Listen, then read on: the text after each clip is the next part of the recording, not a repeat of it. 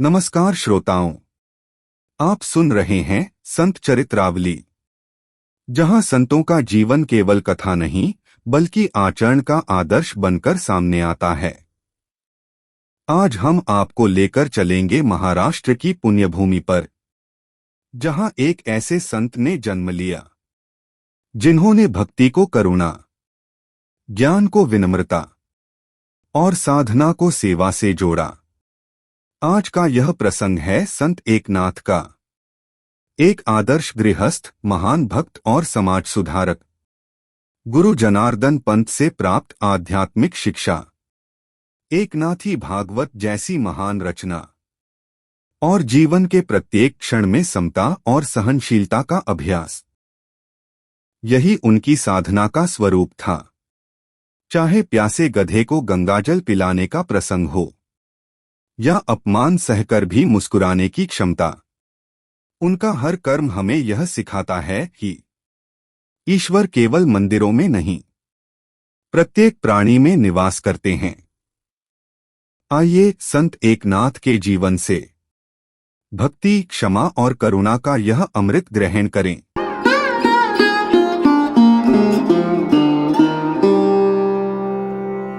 कल्पना कीजिए एक ऐसी स्थिति की जहां किसी इंसान को जानबूझकर भड़काने की कोशिश की जा रही हो।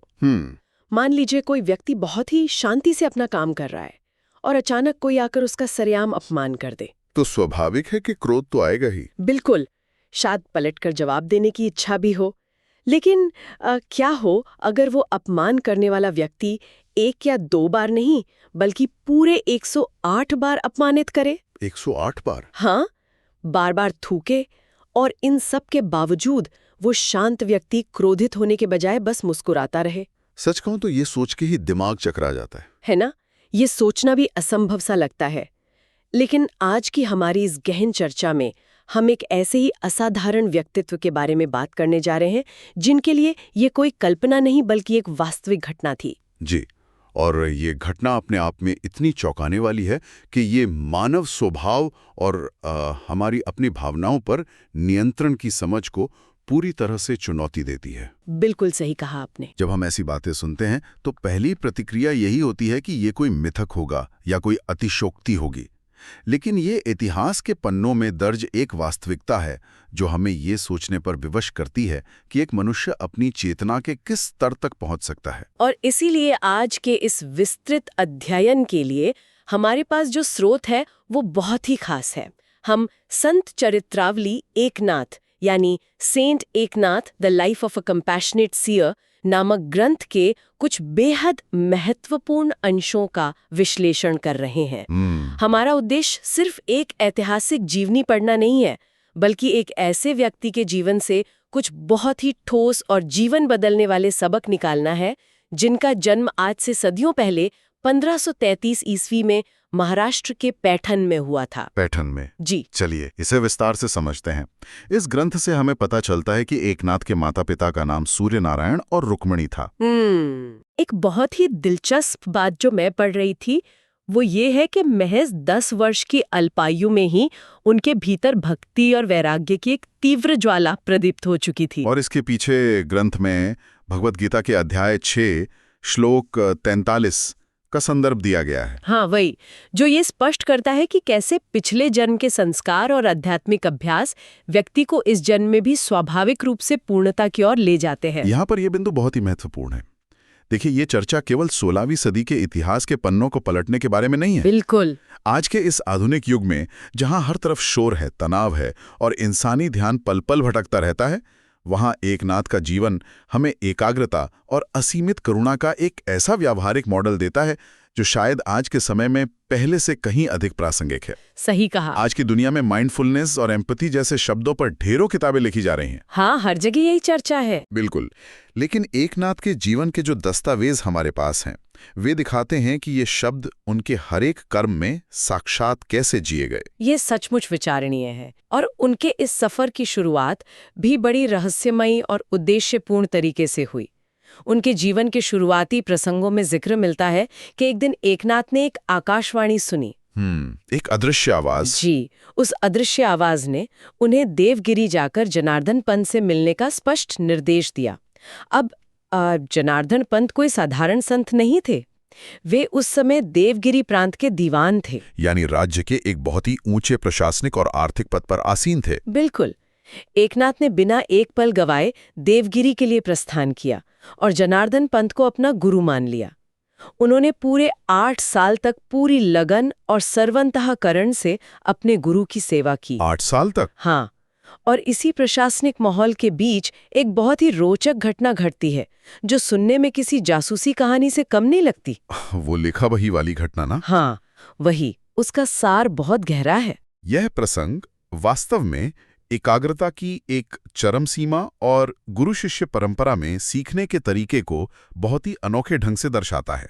इसे अगर हम विस्तार से देखें तो हुआ यूं कि एक दिन जनार्दन पंत ने एकनाथ को राज्य की लेखा बही, जिसे हम आज की भाषा में अकाउंट्स का लेजर कह सकते हैं, उसमें 1 पाई की भूल खोजने का काम सौंपा। 1 पाई? जी। यानी उस समय की सबसे छोटी मुद्रा? जी। अब जरा उस दौर की कल्पना कीजिए। 16वीं सदी में कोई कैलकुलेटर या कंप्यूटर तो होते नहीं थे। सब कुछ हाथ से लिखा जाता था, पन्नों के बड़े बड़े गट्ठर होते थे। बिल्कुल। एकनाथ उस 1 पाई की भूल को खोजने के लिए पूरी रात जागते रहे। वे एक एक पन्ना पलटते रहे, एक एक आंकड़ा लाते रहे। और आखिरकार रात भर के इस अत्यंत कठिन और थका देने वाले परिश्रम के बाद सुबह होते होते उन्होंने वो भूल खोज निकाली। हाँ, और ग्रंथ में वर्णित है कि इस छोटी सी भूल को खोज लेने पर एकनाथ अत्यधिक प्रसन्न हुए, मानो उन्होंने कोई बहुत बड़ा खजाना पा लिया हो। वे तुरंत दौड़कर अपने गुरु के पास गए और उन्हें ये बात बताई। अब अगर हम इसे व्यापक परिप्रेक्ष्य से जोड़कर देखें तो गुरु जनार्दन पंत की जो प्रतिक्रिया थी वो जीवन को देखने का नजरिया ही बदल देती है। बिल्कुल बदल देती है। आमतौर पर एक गुरु या एक अधिकारी अपने शिष्य की इस कड़ी मेहनत और ईमानदारी की तारीफ करेगा। जी हाँ। लेकिन जनार्दन पंत ने तारीफ करने के बजाय उनके सामने एक बहुत ही गहरा दार्शनिक प्रश्न खड़ा कर दिया। उन्होंने एकनाथ से कहा कि जब एक साधारण सी सांसारिक लेखा बही में एक छोटी सी भूल खोजने के लिए इतना अधिक एकाग्रचित होना पड़ा, पूरी रात अपनी नींद त्यागनी पड़ी, तब जरा सोचो कि ईश्वर या कह लें कि जीवन के उस परम सत्य की खोज के लिए कितनी अधिक एकाग्रता की आवश्यकता होगी। ये सवाल तो ऐसा है जो किसी भी इंसान को भीतर तक झकझोर दे। ये केवल हिसाब किताब की बात नहीं थी। नहीं, बिल्कुल नहीं। ये जीवन की प्राथमिकताओं पर एक सीधा प्रहार था। धारण आर्थिक भूल का पता लगाकर इतनी प्रसन्नता हो रही है, यदि अपने जीवन की लेखा बही में अंकित भूलों का पता लग जाए तब कितनी अधिक शांति और प्रसन्नता मिलेगी। क्या बात है! ये आज के दौर के लिए भी एक बहुत बड़ा सवाल है। बिल्कुल। हम अक्सर अपने रोजमर्रा के कामों में, अपने करियर में, बैंक बैलेंस मिलाने में या दुनियादारी की छोटी छोटी चीजों में इतना परफेक्शन ढूंढते हैं। लेकिन क्या हम कभी अपनी चेतना, अपने व्यवहार, अपनी नैतिकता और अपने जीवन के मूल उद्देश्य की लेखा बही को इतनी ही एकाग्रता से जांचते हैं? शायद कभी नहीं। क्या हम कभी रात भर जागकर ये सोचते हैं कि हमारे जीवन की दिशा में कहाँ चूक हो रही है? इस घटना ने एकनाथ के जीवन की दिशा बदल दी और इसके बाद उन्होंने अपना अधिकांश समय गहन ध्यान और आत्मविश्लेषण में बिताना शुरू कर दिया। और इसी गहन आत्मविश्लेषण ने उनके भीतर करुणा का जो सागर पैदा किया, उसका एक बहुत ही विस्मयकारी प्रमाण हमें उनकी एक तीर्थ यात्रा के दौरान मिलता है। हम जिस दौर की बात कर रहे हैं, उस समय यातायात के साधन ना के बराबर थे। एकनाथ पैदल ही गंगोत्री की तीर्थयात्रा पर निकल गए। पैदल? जरा उस भौगोलिक दूरी और शारीरिक कष्ट की कल्पना कीजिए।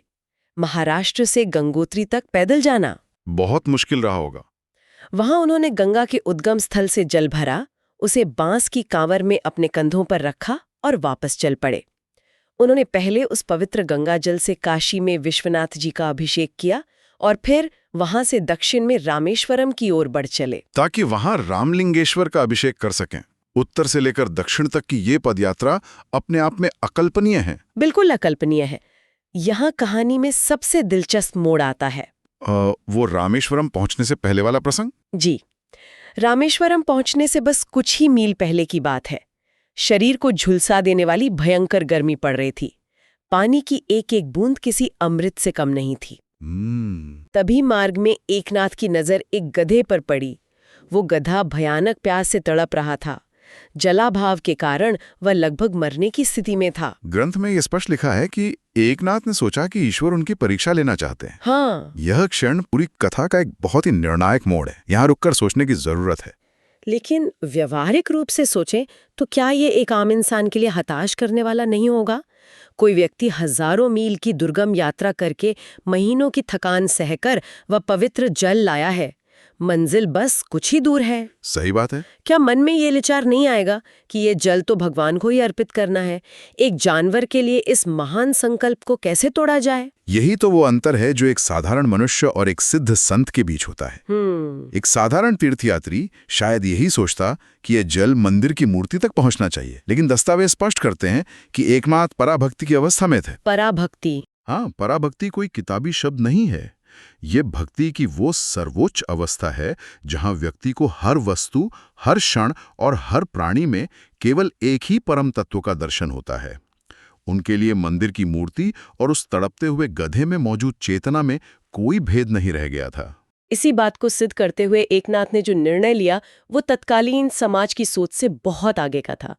उन्हें उस गधे में ही परम तत्व सच्चिदानंद और रामलिंगेश्वर के दर्शन हो गए। ग्रंथ के अनुसार उस क्षण एकनाथ को भगवान कृष्ण के वे शब्द याद आ गए जो उन्होंने उद्धव से कहे थे, प्रत्येक वस्तु में मेरे दर्शन करो। बिल्कुल, प्रत्येक वस्तु में मेरे दर्शन करो। बिना एक पल की झिझक के एकनाथ ने अपनी कांवर उतारी, गंगा जल का पात्र खोला और वो सारा पवित्र जल जिसे वे इतनी दूर से लाए थे उस प्यासे गधे को पिला दिया। और सबसे विस्मयकारी बात यह है कि उन्हें रामलिंगेश्वर के पारंपरिक पूजन से वंचित रह जाने का लेश मात्र भी दुख नहीं हुआ, बल्कि उनके शब्द थे, यही सर्वोत्तम अवसर है। इस प्रसंग में करुणा का सबसे विशुद्ध रूप देखने को मिलता है। यहाँ हमें ये समझने की आवश्यकता है कि एकनाथ के लिए नाम, रूप और धार्मिक कर्मकांडों का बाहरी आवरण अपना अर्थ खो चुका था। जब उन्होंने उस गधे की तीव्र आवश्यकता के क्षण में उसे जल पिलाया तो वो जल सीधे भगवान रामलिंगेश्वर को ही पहुंचा। ग्रंथ बहुत ही सुंदर तरीके से बताता है कि वहीं उसी क्षण एकनाथ को साक्षात रामलिंगेश्वर के दर्शन हो गए। यह घटना एक बहुत ही गहरा संदेश देती है कि सच्ची आवश्यकता के समय किसी प्राणी की निस्वार्थ मदद करना ही सबसे बड़ी पूजा है। करुणा ही सबसे बड़ा कर्मकांड है। बिल्कुल। यह घटना वास्तव में हमारी सामान्य मानवीय सोच को झकझोर देती है।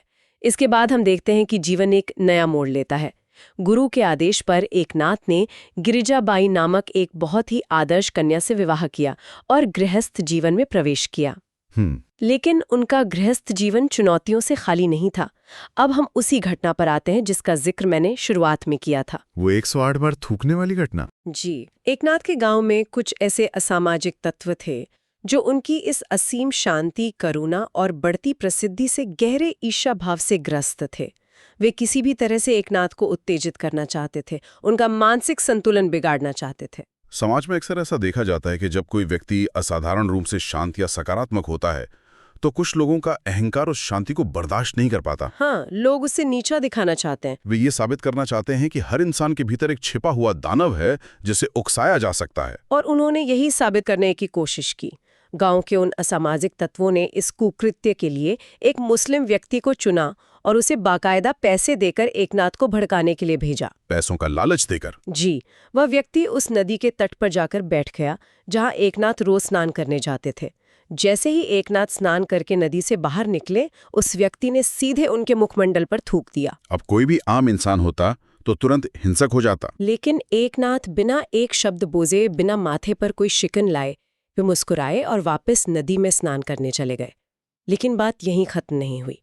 जब वे दोबारा बाहर आए, उस व्यक्ति ने फिर से उन पर थूका और एकनाथ फिर से पूरी शांति के साथ स्नान करने गए। दस्तावेजों में जो विवरण मिलता है उसके अनुसार ये पूरी प्रक्रिया 1 या 2 बार नहीं बल्कि पूरे 108 बार चलती रही। 108 बार, ये संख्या अपने आप में एक बहुत बड़ा प्रमाण है। ये केवल मानसिक शांति का ही नहीं बल्कि असीम शारीरिक सहनशक्ति का भी परीक्षण था। बिल्कुल। बार बार नदी में जाना, स्नान करना, फिर से अपमानित होना, ये किसी भी इंसान को भीतर से तोड़ सकता है। लेकिन एकनाथ सहनशीलता की प्रतिमूर्ति बने रहे। वे सर्वथा अप्रभावित थे। और इस मनोवैज्ञानिक युद्ध का परिणाम क्या हुआ? अंततः वो थूकने वाला व्यक्ति ही मानसिक और शारीरिक रूप से टूट गया। जब उसने देखा कि एकनाथ पूर्णतः शांत और अक्षुब्ध हैं, तो उसे लगा कि ये कोई साधारण मनुष्य नहीं बल्कि कोई दिव्य सत्ता है। वो डर गया होगा। हाँ, वो इस कदर भयभीत हो गया कि कहीं एकनाथ उसे इस घोर पाप के लिए मृत्यु का श्राप न दे दे। वो कांपने लगा। उसने एकनाथ के चरणों में साष्टांग प्रणाम किया और उनसे रोते हुए क्षमा याचना की। उसने सब कुछ सच सच बता दिया कि कैसे गांव वालों ने उसे पैसे देकर ये नीच काम करने के लिए भेजा था। ये प्रसंग आत्मनियंत्रण की एक बहुत ही अद्भुत मिसाल है। ये दिखाता है कि कैसे नफरत को नफरत से नहीं बल्कि अडिग शांति से हराया जा सकता है। लेकिन इसके बाद गांव वालों ने जो दूसरा परीक्षण किया वो शायद इससे भी अधिक चौंकाने वाला और घिनौना था। जी हाँ, गांव वालों की जब पहली योजना बुरी तरह विफल हो गई तो उन्होंने एक दूसरी योजना बनाई जो सीधे तौर पर एकनाथ के पारिवारिक जीवन पर हमला थी। इस बार उन्होंने गरीब ब्राह्मण को पैसे का लालच देकर भेजा। उस ब्राह्मण ने ये सोचा कि किसी भी पुरुष का सबसे कमजोर पहलू उसका अपना परिवार होता है। सबसे जल्दी गुस्सा तब लाता है जब बात जीवन साथी के सम्मान की हो। बिल्कुल। तो उसने तय किया कि वो एकनाथ की पत्नी के साथ दुर्व्यवहार करेगा। एक दिन जब एकनाथ की पत्नी गिरिजाबाई घर में अतिथियों को भोजन परोस रही थीं, वो दुष्ट ब्राह्मण अचानक घर में घुस आया और उसने सबके सामने उन्हें पकड़ लिया। ये तो बहुत ही भयानक स्थिति थी। मैं भी यही सोच रही थी कि कोई अपनी पत्नी का सरेआम अपमान होते देख हंस कैसे सकता है। ये तो किसी भी सामाजिक या मानवीय मापदंड के खिलाफ लगता है। यही तो इस पूरी चर्चा का सबसे जटिल और गहरा केंद्र बिंदु है। ग्रंथ स्पष्ट करता है कि एकनाथ उस अवस्था में पहुंच चुके थे जिसे सत्वगुण या सतोगुणी अवस्था कहा जाता है। सत्वगुणी अवस्था। जी, इसका अर्थ यह है कि उनका मन पूरी तरह से शांत, निर्मल और अज्ञान के अंधकार से मुक्त था। उनका अपने शरीर, अपनी पत्नी या अपनी किसी भी सांसारिक पहचान से कोई एकाधिकार या पॉसेसिवनेस नहीं जुड़ा था। उनके भीतर से मेरा और तेरा का अहंकार पूरी तरह मिट चुका था। बिल्कुल। वे उस ब्राह्मण को एक अपराधी के रूप में नहीं बल्कि एक अज्ञानी जीव के रूप में देख रहे थे। उन्होंने उस परिस्थिति में अपनी पत्नी से क्या कहा? उनके शब्द थे, गिरिजा देवी, भूखे बालक ने तुम्हें पकड़ लिया है, तुम उसे भरपेट दूध पिला दो। भूखे बालक ने तुम्हें पकड़ लिया है। ये नजरिया, ये सोच ही आम इंसान की समझ से बहुत परे है। इसमें कोई संदेह नहीं। जब उस निर्धन ब्राह्मण ने ये देखा कि एकनाथ इस जघन्य घटना से लेश मात्र भी विचलित नहीं हुए हैं और इसके विपरीत वे उसे एक भूखा बालक कहकर सहानुभूतिपूर्ण शब्दों का प्रयोग कर रहे हैं, तो उसका सारा अहंकार और दुष्टता वहीं ढह गई। उसका हृदय पूरी तरह से द्रवित हो गया होगा। हाँ, वो फूट फूट कर रोने लगा। उसे अपने किए पर भयानक पछतावा हुआ। उसने अपना सिर झुकाकर एकनाथ से कहा कि वो बहुत गरीब है और गांव वालों के दिए धन के लालच में आकर उसने यह घोर अपराध किया है। उसने क्षमा मांगी। और एकनाथ की प्रतिक्रिया देखिए। उन्होंने दयार्द्र होकर उसे न केवल क्षमा किया बल्कि उसे भागवत पाठ करने और भगवान कृष्ण के नाम जप का आदेश दिया। उन्होंने उसे तुलसी की एक माला भी दी जो आध्यात्मिक दीक्षा का प्रतीक है। जरा उन गांव वालों की स्थिति के बारे में सोचिए जो बाहर छिपकर तमाशा देखने का इंतजार कर रहे थे। वे तो यही सोच रहे होंगे कि अब हंगामा होगा। वे तो इस बात को लेकर पूरी तरह से आश्वस्त थे कि इस बार तो एकनाथ का क्रोध ज्वालामुखी की तरफ फटेगा। लेकिन जब उन्होंने उस गरीब ब्राह्मण को गले में तुलसी की माला पहने, आंखों में आंसू लिए, पूरी तरह से एक बदला हुआ इंसान बनकर बाहर आते देखा तो वे सब स्तब्ध रह गए। ब्राह्मण ने उनसे साफ कह दिया कि उसने पूरी कोशिश की लेकिन वे मुस्कुराते रहे। उसने घोषित कर दिया कि एकनाथ देवता हैं, वो अब उनका शिष्य है। ये प्रसंग हमें ये सोचने पर विवश करता है कि आज के दौर में जहां सड़क पर गाड़ी चलाते हुए जरा सी खरोंच लगने पर लोग हिंसक हो जाते हैं, छोटी छोटी बातों पर रिश्ते तोड़ देते हैं, वहां आत्मनियंत्रण और क्षमा की इतनी गहरी अवस्था कितनी शक्तिशाली हो सकती है। ये एक बहुत ही सटीक विश्लेषण है। और एकनाथ की यह समदृष्टि या समानता का भाव केवल व्यक्तिगत क्षमा या क्रोध प्रबंधन तक ही सीमित नहीं था। अगर हम उस दौर की सामाजिक संरचना को देखें तो उन्होंने उस समय के अत्यंत कठोर सामाजिक नियमों को भी सीधे तौर पर चुनौती दी थी। यह एक बहुत ही महत्वपूर्ण पहलू है। ग्रंथ में एक ऐसी क्रांतिकारी घटना का जिक्र है जो 16वीं सदी के लिहाज से अकल्पनीय थी। एक दिन एकनाथ के पिता की मृत्यु की वार्षिकी थी, जिसे श्राद्ध कहा जाता है। घर में परंपरा अनुसार ब्राह्मणों के लिए बहुत ही स्वादिष्ट पकवान बनाए जा रहे थे। जी। उन पकवानों की सुगंध इतनी मनमोहक थी कि रास्ते से गुजरते हुए महार जाति के कुछ लोग आकर्षित होकर एकनाथ के दरवाजे के बाहर रुक गए। यहाँ हमें उस समय के महाराष्ट्र और भारतीय समाज के संदर्भ को बहुत गहराई से समझना होगा। उस समय जाति व्यवस्था अपनी चरम कठोरता पर थी। बिल्कुल। महार जाति के लोगों को अछूत माना जाता था। उन्हें गांव के मुख्य हिस्सों से और विशेष रूप से ऐसे धार्मिक या सामाजिक आयोजनों से पूरी तरह दूर रखा जाता था। एक ब्राह्मण के घर के बाहर उनका खड़ा होना भी उस समय के समाज में एक अपराध माना जाता था। लेकिन एकनाथ के लिए तो वे सिर्फ भूखे इंसान थे। वे तो सर्वभूतों में यानी हर जीवित प्राणी में भगवान को देखते थे। सही बात है। उन्होंने जब उन लोगों को बाहर भूखा खड़े देखा तो उन्होंने समाज के उन कठोर, भेदभावपूर्ण और अनुचित नियमों की जरा भी परवाह नहीं की। उन्होंने तत्काल उन महारों को अत्यंत सम्मानपूर्वक अंदर बुलाया और जो भोजन विशेष रूप से ब्राह्मणों के लिए बना था वो उन्हें पेट भर खिलाया। और इसके बाद उन्होंने घर को शुद्ध करवाकर ब्राह्मणों के लिए फिर से भोजन बनवाया। लेकिन जब गांव के ब्राह्मणों को ये बात पता चली तो वे अत्यंत क्रोधित हो गए। उन्होंने इसे धर्म का अपमान माना और एकनाथ के घर का भोजन करने से साफ इनकार कर दिया। उस समय के समाज में ब्राह्मणों द्वारा बहिष्कार किया जाना एक बहुत बड़ा सामाजिक दंड था। इसका मतलब था समाज से पूरी तरह कट जाना। लेकिन दस्तावेजों में जो चमत्कारिक प्रसंग दर्ज है वो उनके आध्यात्मिक बल और उनकी सोच की सत्यता को स्थापित करता है। हाँ। जब ब्राह्मण नहीं माने तो ग्रंथ बताता है कि एकनाथ ने अपने शुद्ध और निष्काम भक्ति बल से अपने उन पूर्वजों का आह्वान किया जिनका वो श्राद्ध था। और चमत्कारिक रूप से वे पूर्वज भौतिक रूप से वहां उपस्थित हुए और उन्होंने भोजन ग्रहण किया। अब इस घटना को चाहे हम एक चमत्कार के रूप में देखें या एक गहरे रूपक के रूप में, इसका तत्कालीन समाज पर जो प्रभाव पड़ा वो ऐतिहासिक था। इसने ये स्थापित कर दिया कि ईश्वर की दृष्टि में कोई जाति पाति नहीं होती, वहां सिर्फ प्रेम और सच्ची करुणा का ही मूल्य है। और उनकी इसी सामाजिक समानता और शुद्ध भक्ति का एक और अद्भुत परिणाम सामने आया।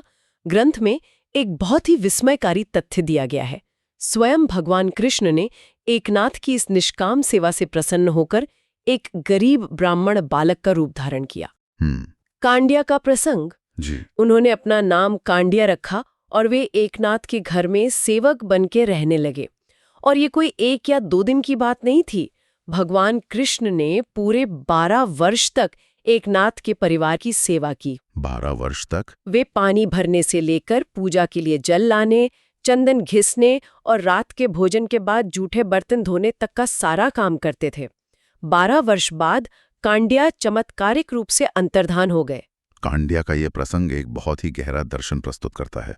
यह इस बात का प्रतीक है कि जब कोई व्यक्ति अपना सारा अहंकार त्याग कर समाज के सबसे निचले और शोषित वर्ग की सेवा करता है, संपूर्ण सृष्टि को अपना मानता है, तो स्वयं ब्रह्मांड या ईश्वर उसका सेवक बनने में संकोच नहीं करते। जो दुनिया की सेवा करता है, दुनिया उसकी सेवा करती है। बिल्कुल। और ये सेवा केवल कर्मों तक सीमित नहीं थी। एकनाथ एक महान विद्वान और साहित्यकार भी थे और उनका साहित्यिक योगदान भी उनकी इसी सामाजिक समानता की सोच का विस्तार था। बिल्कुल। इस ग्रंथ से हमें पता चलता है कि उन्होंने एकनाथ भागवतम की रचना की और इस ग्रंथ का महत्व इतना अधिक है कि महाराष्ट्र में इसका वही स्थान है जो उत्तर भारत में गोस्वामी तुलसीदास जी द्वारा रचित रामचरितमानस का है। इसमें सबसे क्रांतिकारी बात यह थी कि उन्होंने इसे स्थानीय मराठी भाषा में लिखा। उस समय ज्ञान और धर्म ग्रंथों पर केवल संस्कृत का एकाधिकार माना जाता था, जो आम जनता की पहुंच से बाहर थी। हाँ, संस्कृत आम लोगों की भाषा नहीं थी। एकनाथ ने ज्ञान को आम लोगों की भाषा में सुलभ कराया। जिस तरह उन्होंने महार समुदाय को शारीरिक भोजन कराया, उसी तरह उन्होंने एकनाथ भागवतम के जरिए पूरे समाज को बिना किसी भेदभाव के आध्यात्मिक भोजन प्रदान किया। ज्ञान का ये लोकतंत्रीकरण उनके जीवन का एक बहुत बड़ा मिशन था। इन सभी पहलुओं को अगर हम एक साथ रखकर देखें तो ग्रंथ के अनुसार 1599 ईस्वी में 66 वर्ष की आयु में एकनाथ गोलोकवासी हुए, यानी उन्होंने अपना शरीर त्यागा। उनका पूरा जीवन इस बात का एक बहुत ही पुख्ता और ऐतिहासिक प्रमाण है कि एक अत्यंत निष्ठावान भक्त और पारिवारिक जिम्मेदारियों को निभाने वाला एक आदर्श गृहस्थ होना, ये दोनों बातें एक साथ पूरी तरह से संभव है। सही कहा। अक्सर समाज में ये धारणा होती है कि अध्यात्म या ईश्वर की प्राप्ति का मतलब है सब कुछ छोड़कर जंगलों या पहाड़ों में चले जाना। लेकिन एकनाथ का जीवन हमें सिखाता है कि संसार छोड़कर भागने की कोई आवश्यकता नहीं है।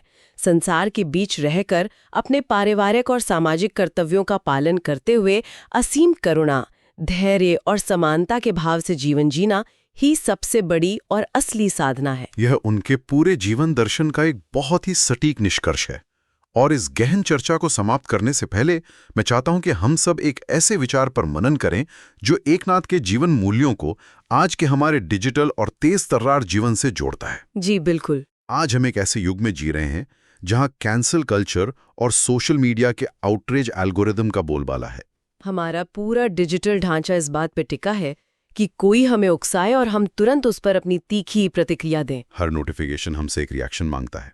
ऐसे में यदि हम एकनाथ के उस 108 बार थूकने वाले प्रसंग को याद करें, तो क्या यह संभव है कि आज के इस शोर शराबे वाले दौर में सच्ची बगावत या असली क्रांति शोर मचाना नहीं, बल्कि उस एकनाथ वाले ठहराव को चुनना है? क्या यह संभव है कि जब दुनिया हमें उकसाने की पूरी कोशिश कर रही हो, तब अपनी प्रतिक्रिया को रोक लेना, शांत रहना और उस उकसावे का हिस्सा न बनना ही आज के समय की सबसे बड़ी आध्यात्मिक और मानसिक ताकत है? यदि हम वास्तव में ये मान लें कि हर जीवित प्राणी के भीतर एक ही दिव्य तत्व निवास करता है, तो अगली बार जब कोई हमें बहुत अधिक क्रोधित करने की कोशिश करेगा, तो हम उसे एक दुर्भावनापूर्ण शत्रु के रूप में देखेंगे या फिर एक नाथ की तरह महज एक भूखा बालक समझेंगे जिसे हमारे क्रोध की नहीं बल्कि करुणा की आवश्यकता है? ये एक ऐसा सवाल है जो हमें खुद से पूछना चाहिए। ये सचमुच एक ऐसा विचार है जो हमारे रोजमर्रा के व्यवहार और देखने के नजरिए को पूरी तरह से बदल सकता है। इस विस्तृत अध्ययन से जुड़ने के लिए बहुत बहुत धन्यवाद। हम जल्द ही एक और दिलचस्प विषय के साथ वापस आएंगे। तब तक अपने विचारों और अपने कार्यों की लेखाबही पर गहराई से ध्यान देते रहिए।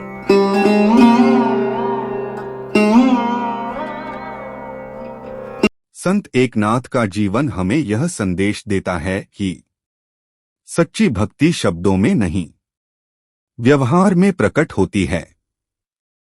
उन्होंने दिखाया कि क्रोध पर विजय ही साधना है, समता ही धर्म है और सेवा ही ईश्वर की सच्ची आराधना है।